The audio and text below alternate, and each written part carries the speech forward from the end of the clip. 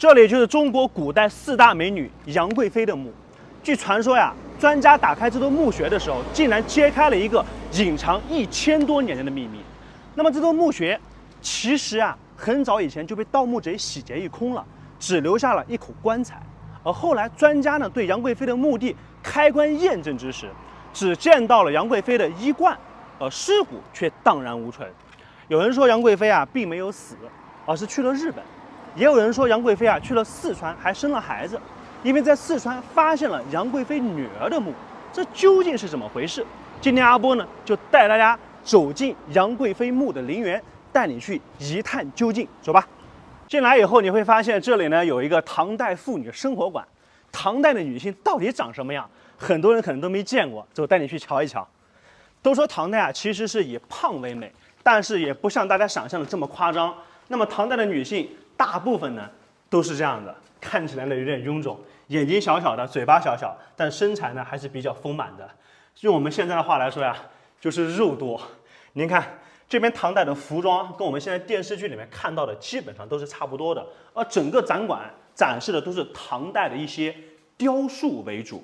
这些雕塑呢，大家可以看得到啊，它有的是带颜色的，有的呢是没有颜色的。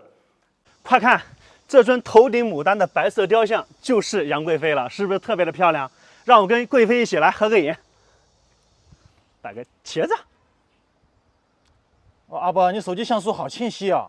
对啊，我这个可是苹果13，现在苹果13啊都已经大降价了，我特意和官方申请到了1100台苹果13，作为我1100万粉丝的福利，官方价7000多的手机，全部按清仓秒杀，都是全新正品哦。这么好，要哪里去抢呢？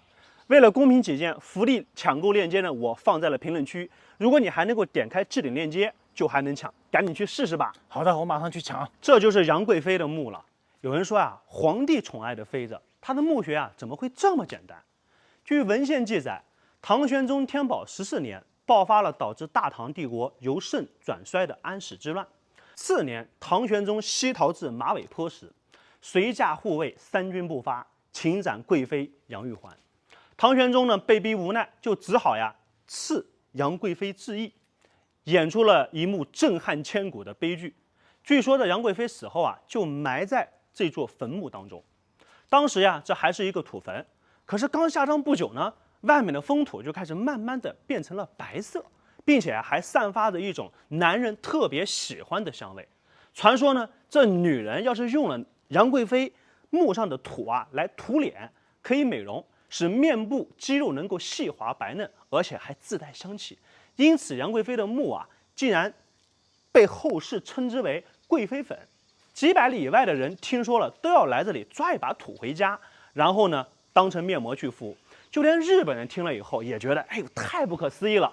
就来这里旅游的时候，忍不住也要带上一把贵妃土回家。就这样，你一把，他一把，像薅羊毛一样，把杨贵妃的墓呀越薅越小，土也越来越少。后来为了保护文物，有关部门呢就只好用青砖呀给它做了一个墓包裹起来，就是我们现在所看到的这个样子。那么这个墓打开以后，其实并没有发现杨贵妃的遗骸。那杨贵妃到底去哪了呢？有传言说呀，这杨贵妃啊，她并没有死，而是偷偷的被唐玄宗派人送到了东洋，就是我们现在所说的日本。甚至呢，杨贵妃啊去了日本以后，还帮助日本平息了一场日本的内乱。所以在日本山口县也有一个杨贵妃墓。难道杨贵妃真的去了日本吗？对此你有怎样的看法？关注阿波，下个视频啊，带你去看一看女皇武则天的墓为何40万人都挖不开。你知道古代的监狱到底长什么样子吗？我的身后啊，就是曾经关押过苏珊的明代监狱，里面机关重重，陷阱无数，哪怕你是个武林高手，进去了呀，可能都插翅难逃。这里也是目前国内保存最完整的一处明代监狱了。今天阿波就带大家到里面去看一看，走吧。我们先去牢房看一看，看到这上面露天的一些铁丝网了没有？这就是为了防止有些囚犯啊越狱所设计的天罗地网，上面还挂满了铃铛。如果你想爬墙翻走的话，铃铛呢就会发出响声，就相当于现在的报警系统一样。这里呢就是牢房了。有些人说，哎，这条件还挺不错，最起码有一张床。你想多了，这个牢房呢，大概也就4、5个平方，里面需要住8到10个囚犯。你想想，8个人在里头，你睡不能睡，躺不能躺，你只能什么蹲在这里，或者是坐在地上。所以古代叫什么？叫坐牢，或者叫蹲监狱，这个词就是这么来的。那么牢房它到底是谁发明的呢？就是这位狱神，他在上古时期呢是尧跟舜的法官，叫高尧。相传高尧呀创造了中国最早的司法体制，什么五刑啊、五教啊都是他发明的。中国的监狱啊最早也是他发明。从汉代的时期，高尧呢就被我们奉为狱神。这里呢就是狱卒居住的地方。因为为了能够看管囚犯比较方便，所以狱卒啊就住在牢房的边上。到里面来看一看，是不是跟我们电视剧上看到的场景啊基本上有点差不多。那这个是干嘛的呢？这个啊就是镣铐，它就是为了什么？防止犯人逃跑，给它铐上的一个刑具。这个很重啊，这一块板估计得10斤左右，2块那有20多斤。你说犯人要是铐上这个想逃跑，他都跑不动。如果真的跑了也没关系，这边呢还有2道防越狱的门。这个门呢，你看起来很普通，其实呢它是大有考究的。我先把这个关上给大家看一看。那么开第一道门呢，我们会习惯从左边推门，哎，这个推开了。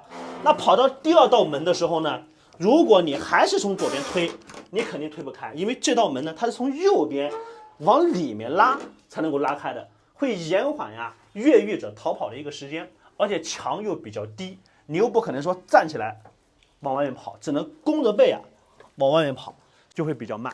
这里呢还有一堵墙，这个墙呢叫丈八墙。丈八墙的厚度它都有1.7米，里面装的全部都是流沙。如果你想出了第2个办法，那我跑不了，我挖墙逃跑不行吗？你只要抽开其中的一块砖就会有大量的流沙灌下来，所以你想跑也跑不了。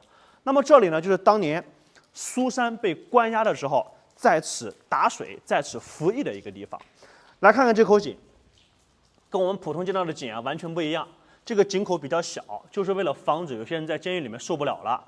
头井边上呢还有很多用绳子勒出来的印子，因为当年所有的刑犯在牢里面也不是白吃白喝的，你得干活，经常过来打水，所以把这个边上的石头呢就给磨出了一条很深的印记。